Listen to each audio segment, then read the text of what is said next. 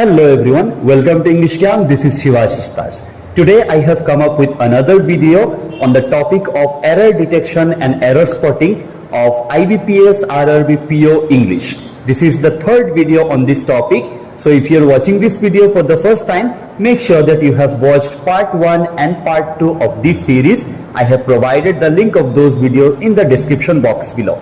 And if you are new to my channel, make sure that you have subscribed to my channel and don't forget to like this video.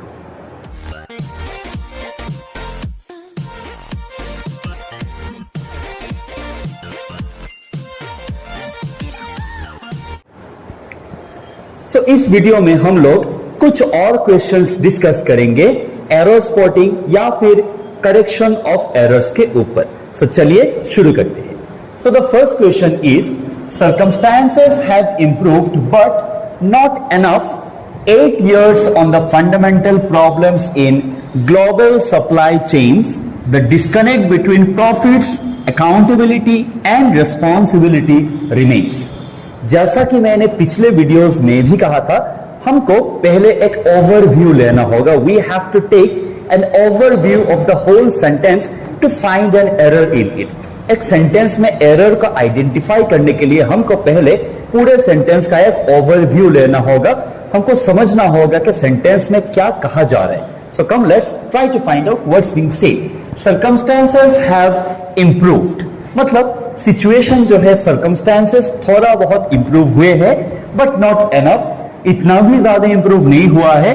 8 years on, 8 years तक चल रहा है. The fundamental problems in the global supply chain. Global supply chain में जो fundamental तो basic problems है वो है ही, और वो प्रॉब्लम्स क्या है? The disconnect between profits, accountability and responsibility. Accountability, profit और रिस्पॉन्सिबिलिटी के बीच में जो डिस्कनेक्ट है वो आज भी रह रहा है. So this is the basic idea that the sentence wants to convey. Now let's have a look at all the segments. Let's have a look at the first segment. Circumstances have improved. This is our first segment. Let's name it segment number A. So यहाँ पे बोला जा रहा है कि circumstances improve हुए हैं and this part is grammatically correct. हमको ये याद रखना होगा कि circumstance हमेशा plural form में रहता है. It's never circumstance. We always use plural form of circumstance. So this is all right.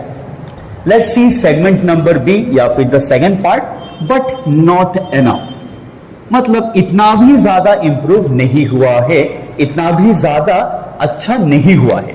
So in this part also there is no such error. कुछ ऐसा मिस्टेक नहीं है जो हमको लग रहा है. तो let's see the third segment.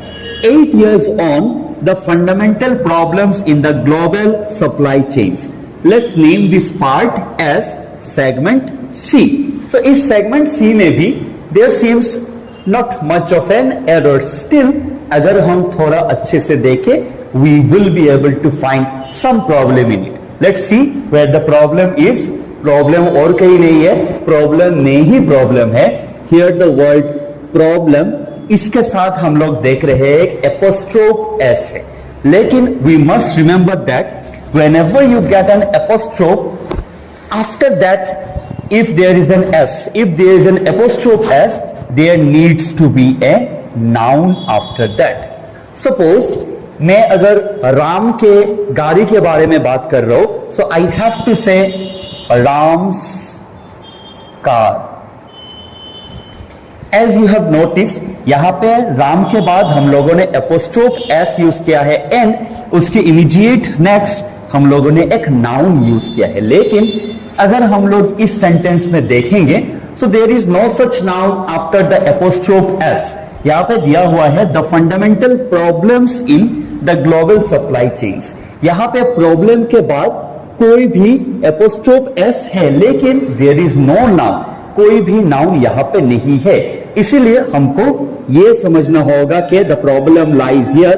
There will not be apostrophe S, it will be the fundamental problem या फिर द फंडामेंटल प्रॉब्लम्स. सो हमको याद रखना होगा कि one error lies in the section और द सेगमेंट नंबर सी. लेकिन जैसा कि मैंने अपने प्रीवियस वीडियोस में डिस्कस किया है, we should not be satisfied by finding only one error, because in most of the sentences there are multiple errors. That's why हमको अगर एक एरर दिख भी जाए, we should ensure that there are no more errors left in the sentence. So let's check if there are any more errors. The disconnect between profits, accountability and responsibility. अगर हम लोग अच्छे से देखें, if we have a look at it properly, we can notice that हम लोग यहाँ पे प्रॉफिट के बारे में बात कर रहे हैं, we are talking about accountability, and हम लोग responsibility के बारे में भी बात कर रहे हैं. There are three elements. These elements are profits, accountability and responsibility. And हम जब ऐसे तीन elements को join करते हैं, we do not use between, we use among. Okay? We must remember between is only used when there are two elements. I can say between Ram and Shyam, I prefer talking to Shyam. मतलब राम और श्याम के बीच में मुझे श्याम से बात करना अच्छा लगता है. So I am talking about two elements, but when there are more than two elements, we can not use between, we have to use among. That is why यहां पे हम लोग प्रॉफिट, अकाउंटेबिलिटी एंड रिस्पॉन्सिबिलिटी के बारे में बात कर रहे हैं. So we can not use between, it should have been among. So हमको एक और गलती मिल गया है, एक और एरर मिल गया है. अगर यह सेक्शन या फिर सेगमेंट डी है, तो हमको सेगमेंट डी में भी एरर मिल गया है. So we can conclude that in this sentence there are two errors. One is in the segment number C, that is यहां पे एपोस्ट्रोफ एस नहीं होना चाहिए था, because right after the apostrophe S we have to use a noun. So the first mistake lies here. And the second one is that यहां पे profits, accountability and responsibility के बारे में बात किया जा रहा है. So when there are more than two elements, we can not use between, we have to use among. So I hope आप सभी को क्वेश्चन नंबर 1 समझ में आया है. Let's move on to question number, let's have a look at question number 2. A temporary increase in the unemployment of laborers, or as laborers transition out of affected industries, could be eased by training and other support for displaced laborers.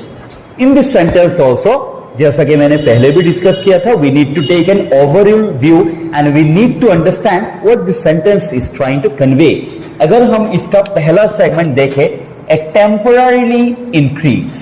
So if we have a look at the sentence properly and if we have a look at the first segment, we can see a temporarily increase.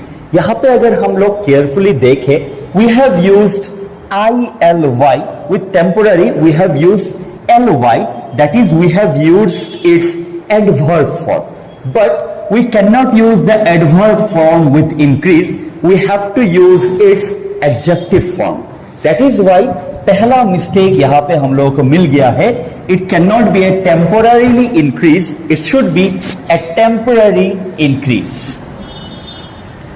Here temporary is an adjective and temporarily is an adverb. So यहां पे हम लोग adverb use नहीं कर सकते, we have to use an adjective here. So we have got our first mistake. लेकिन जैसा कि मैंने पहले भी मेंशन किया था, हम लोगों को तो थोड़े में होता नहीं, ये दिल मांगे मोर.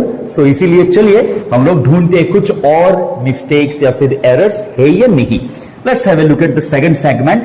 इन unemployment as labourers, here it doesn't seem to be any faulty sentence, it's correct. In unemployment as labourers मतलब लेबरर्स का अनएम्प्लॉयमेंट हो रहा है, so it is okay. Transition out of affected industries could be eased by training and other support for displaced laborers. अगर हम लोग segment C देखें, we have seen that segment B is correct. If we have a look at segment C में अगर हम structurally देखें, तब भी हमको दिखेगा कि transition out of affected industries, ये भी structurally correct है. There seems to be no error in it. लेकिन if we move to section और segment D, हमको क्या दिखेगा? Could be ease by training. अगर हम लोग ये थोड़ा अच्छे से देखें, if we have a look at it properly, we can notice that यहां पे बाई है, बाय के बाद आईएनजी विद द वर्ब है और बाय के पहले V1 है। लेकिन my friends we must remember that अगर सेंटेंस में बाय होता है और उसके बाद आईएनजी विद द वर्ब होता है, तब उससे जो पहले का वर्ब होता है उसका हम लोग प्रेजेंट टेंस नहीं, उसका हम पास्ट पार्टिसिपल यूज करते हैं। That is we have to use the third form of the verb. That is why यहां पे कुड बी ईज नहीं होगा, we have to use could be eased. This is one mistake. और ये same mistake हम लोग कुछ दूसरे तरह से भी सोच सकते हैं। We could think it in a different way that could be है, ये जो बी है ना, इस बी के बाद हमेशा we have to use the third form of the verb, we can not use the first form of the verb. That is why we can not use could be ease, we have to use could be eased. That is why we have got another mistake in segment D. And let's see E में कुछ mistake है या नहीं। Segment E है other support displaced, other support for displaced labourers, मतलब जो सब labourers displace हो गए हैं, those who have left their jobs, there seems to be some other support for them and there is no apparent mistake in this segment. So again इस sentence में भी हमको there are two mistakes that are apparent here. One mistake lies here, that is we cannot use temporarily, we have to use the adjective temporary. And another mistake lies here in the segment C, that is rather segment D, that is we cannot use could be eased, we have to use could be eased. I hope ये sentence भी आपको clearly समझ में आया है. So let's move on to question number 3. So the third question is, someone once suggested that many students face a tough problem of learning good table manners without seeing any. And again we also have an option of no error. So let's see an overall view of the sentence. Sentence क्या कहना चाह रहा है? Someone once suggested, किसी ने कभी एक suggestion दिया था कि many students face tough problems, बहुत से स्टूडेंट्स को बहुत टफ प्रॉब्लम्स फेस करने होते हैं of learning good table manners, अच्छे टेबल मैनर्स, टेबल पे खाने के टेबल पे बैठ के जो मैनर्स हम लोग शो करते हैं, these are called table manners. They don't know good table manners without seeing any, वो लोग कभी लाइफ में देखते ही नहीं है अच्छे टेबल मैनर्स, तो उन लोगों को कैसे पता चलेगा? So this is the problem some students face. तो चलिए देखते हैं कि कौन से सेगमेंट्स में एरर है या फिर कोई एरर है ही नहीं। सो the first part is someone once suggested that, किसी ने कभी सजेस्ट किया था, तो it seems okay, there is no apparent mistake. Many students faces tough problem. This segment specially for the students और for my friends who saw my previous video. In my previous video I have discuss something related to it. याद करने की कोशिश कीजिए, और जिन लोगों ने अभी तक नहीं देखा है पिछला वीडियो, मेक श्योर दैट आप इस वीडियो को देखने के बाद मेरे पिछले वीडियोस भी देखें इन स्पॉटिंग एरर्स के टॉपिक के ऊपर। लोगों को अगर याद होगा, many students faces tough problems, तो हम लोगों ने बोला था कि जब भी मेनी ए होता है उसके बाद हमेशा सिंगुलर यूज होगा। Again, let me repeat, whenever you get many a, the noun that you use after it is always singular. That is why यहाँ पे जब हम लोग देख रहे हैं कि many students, तो गलती यहाँ पे ही है my friends। यहाँ पे क्या लिखा हुआ है? many students, लेकिन it should have been many a student rather than many students. That is why गलती यहाँ पे है segment number B पे। Let's have a look at segment C of learning good table. This also seems correct. बोल रहा है कि हाँ, good table manners सीखने के बारे में बात किया जा रहा है, manners without seeing any. This part also seems to be okay. So the error lies in only section number B or the segment B. That is, we cannot use plural after many a. We have to use only singular noun after many a. So again I hope आप सभी को ये भी sentence समझ में आया है। चलिए let's go to question number 4.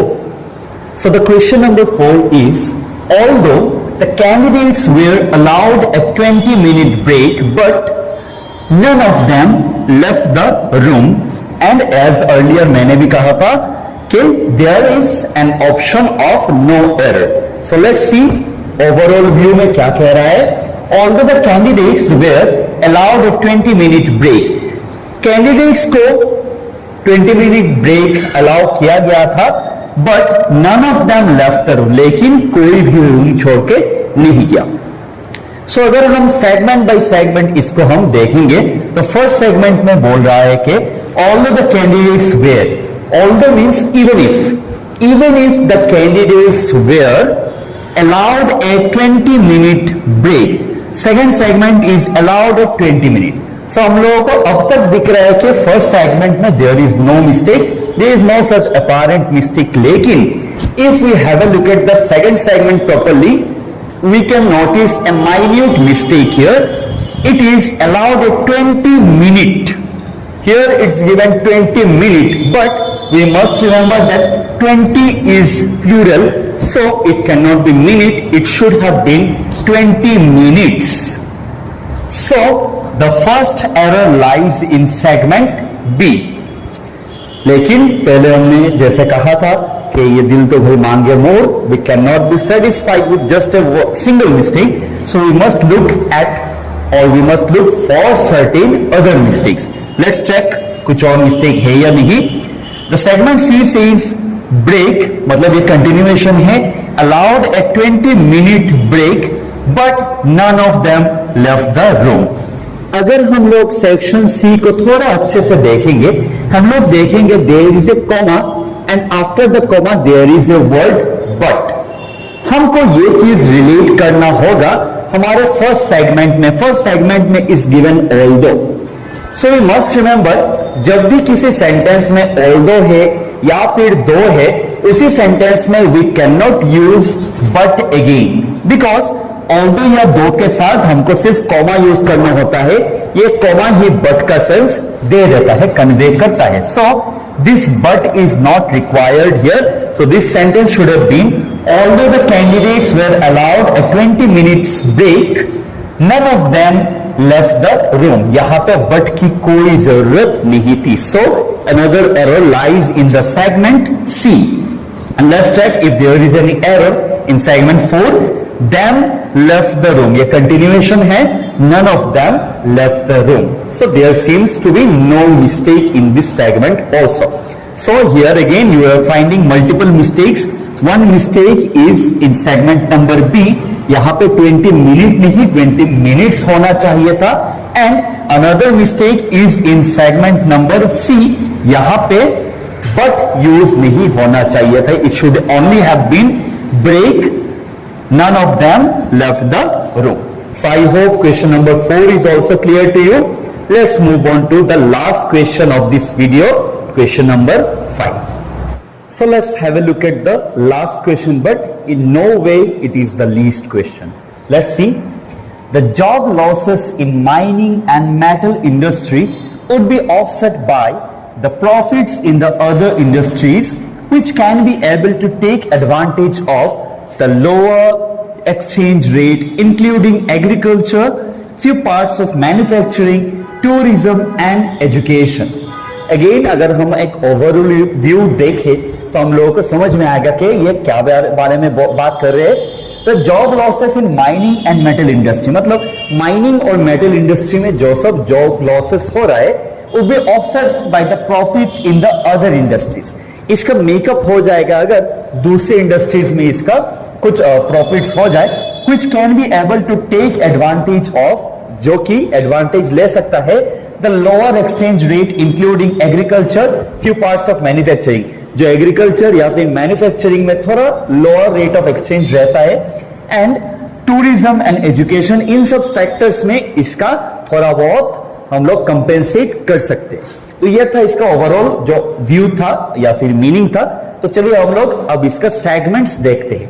First segment में क्या है. The job losses in mining and metal industry, this is the first section. अगर हम इसका पहला सेगमेंट देखें और अगर हम इसको गौर से देखें, केयरफुली देखें, तो हम लोगों को एक चीज स्ट्राइक करेगा. तो क्या वो चीज है. वो चीज है कि the job losses in mining and metal industry. यहां पे हम लोग दो अलग अलग इंडस्ट्री के बारे में बात कर रहे हैं, एक है जो mining industry and the other one is the metal industry. So here we are talking about two different industry. Then my friends, how can it be industry? यहां पे इंडस्ट्री तो नहीं हो सकता, because we are talking about two different sectors of industry, so it can not be industry, it should have been industries. ये उसका plural form होना चाहिए था, because we are talking about two different sectors, two different industries. So हम लोगों को पहले ball में विकेट मिल गया, we have got the error in the first segment only. Let's have a look at the second segment. Would be offset by the profits in the other industries. क्या है कोई मिस्टेक है इसमें? No, there is no such apparent mistake, क्योंकि यहाँ पे सब कुछ ही करेक्ट है। वुड बी ऑफसेट, ये सब कुछ कंपेंसेट हो जाएगा by the profits in the other industries. दूसरे जो इंडस्ट्रीज है, देखिए यहाँ पे भी इंडस्ट्रीज है, क्योंकि हम लोग दूसरे सभी इंडस्ट्रीज के बारे में बात कर रहे हैं। दूसरे सभी इंडस्ट्रीज के प्रॉफिट से ये इंडस्ट्री का जो लॉस है वो कंपेंसेट हो जाएगा। तो there is no error in the B segment. Now let's have a look at the C segment और the third segment, which can be able to take advantage of. अगर हम इस सेगमेंट को भी अच्छे से देखेंगे, यहां पे एक सिमिलर वर्ड यूज हुआ है, दो वर्ड्स यूज हुए हैं और दोनों का मतलब सेम ही है, तो हम लोगों को दो यूज करने की कोई जरूरत ही नहीं है। अगर हम लोग केयरफुली देखें, यहां पे कैन है और यहां पे एबल है, दोनों का ही सेम मीनिंग है। Can means to have the ability and able means ability only. So हम लोगों को दोनों वर्ड्स यूज करने का कोई भी जरूरत नहीं है। We don't need to use both these words simultaneously. So we can remove this word can. Okay, did you notice the word play? We can remove the word can. So which can be able to के लिखने के बजाय we can write which are able to. अब आप लोग सोचेंगे यहाँ पे कैसे are आ गया? We are talking about the other industries. Industries plural है, that is why we can write are here. So हम लोगों को तो ऐसा नहीं पूछा जाएगा कि हाँ इसके बदले हम लोग क्या लिख सकते हैं, ये बस हम लोगों के जान लेके नहीं, it's for our own knowledge. हम लोगों को बस यही पता करना है कि कहाँ पे एरर है, वेयर द एरर लाइज। और हमको एरर पता चल गया कहाँ है, which can be able to नहीं होगा, विच आर एबल होगा। And the reason behind it is that can और एबल एक ही सिक्के के दो पहलू है, both mean the same thing. Let's have a look at the next segment, the lower exchange rate including agriculture.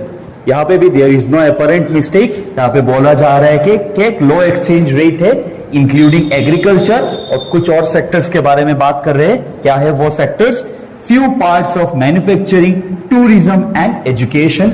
यहां पे मैन्युफैक्चरिंग के भी बारे में बात किया जा रहा है, टूरिज्म भी किया जा रहा है और एजुकेशन भी किया जा रहा है। और देखिए फ्यू पार्ट्स हैं, यहां पे हम अगर सोचेंगे कि यहां पे कोई मिस्टेक नहीं है तो हम फिर से गलती करेंगे। तो गलती क्या है, यहां पे फिर से हम लोग फ्यू पार्ट्स बोल रहे हैं, और जो कि मैंने अपने पिछले वीडियो में भी डिस्कस किया था, यहां पे डिटर्मिनर्स का एक फैक्टर काम करेगा। फ्यू हमेशा it indicates something that is negative, a few indicates something that is very less in number, थोड़ा बहुत, और the few indicates something जो कुछ एग्जैक्ट नंबर को बता रहा है। तो यहां पे हम लोग अगर कहेंगे कि few parts of manufacturing, tourism and education, तो हम लोग कुछ एक निगेटिव मीनिंग देंगे कि यहाँ पे कोई भी इंपैक्ट नहीं हो रहा है, लेकिन हम लोग बोलना चाह रहे हैं कि कुछ कुछ पार्ट्स में हो रहा है। दैट्स व्हाई यहाँ पे few लिखने के बजाय we should have written a few. So you are getting another error here and the error lies here, that is few के बजाय होना चाहिए था a few parts. So see how many errors you are getting. First one you are getting industry के बजाय होना चाहिए था industries. The next one you are getting can be able, नहीं होगा, we should have written are able, that means option या फिर segment C में गलती है। And the last one is in the segment D, that is last segment में नहीं, actually I am sorry, it's not D, it's E. E segment में मतलब last segment में भी एक गलती है, It should not have been few, it should have been a few. So I hope आप सभी को ये सेंटेंस भी अच्छे तरह से समझ में आया है. स्टिल अगर आपको कोई भी डाउट है इन पांचों सेंटेंसेस में या फिर कोई भी सेंटेंस में regarding such spotting of errors, you can drop in your questions in the comment section below. और ये वीडियो आप अपने उन दोस्तों के साथ शेयर कीजिए जो कि कुछ कॉम्पिटिटिव एग्जाम्स के लिए प्रिपेयर कर रहे हैं. Not only IBPS, RRB, PO, कोई भी कॉम्पिटिटिव एग्जाम हो, बिकॉज ये सारे क्वेश्चंस बहुत ही कॉमन है. It's asked time and again in each and every competitive examination. So that's it for today. बताइएगा आपको ये वीडियो कैसा लगा, and if you still not seen my other videos on this topic, make sure कि आप मेरे channel पे जाके दूसरे वीडियोस भी देखें इस टॉपिक पे. So that's it for today. Stay tuned to English Kyan for more such videos. Keep learning and keep sharing. Thank you.